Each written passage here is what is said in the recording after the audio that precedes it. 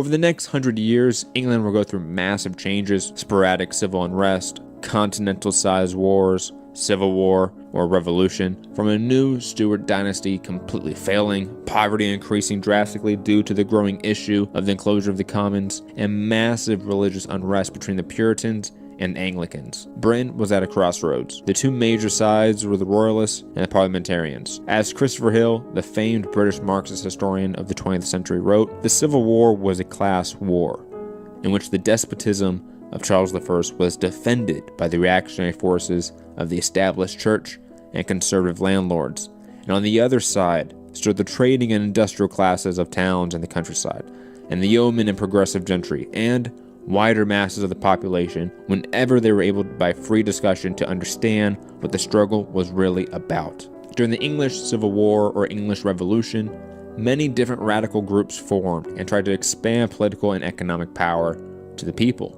The most radical of these new groups were become known as the Diggers. They were Protestant radicals who separated from another radical group called the Levelers.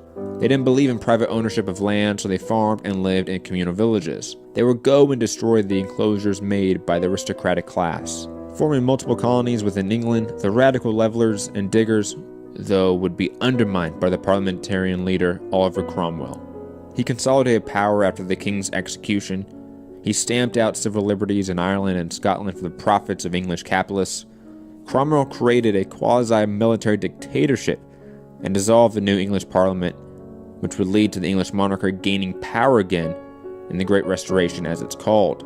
The failures of the radical proto-anarchist Diggers, or the more proto-socialist Levelers, were a sign of how future radical revolutions could easily be defeated by center-left forces who adhered to the newly created industrial class. The failure of the Cromwell-led Parliament to both Cromwell's own authoritarianism and eventually the restoration of the British monarchy showed how easily radical revolutions can be co-opted by reactionary authoritative forces, leading to a significant increase in oppression to the masses and the proletarian class. As this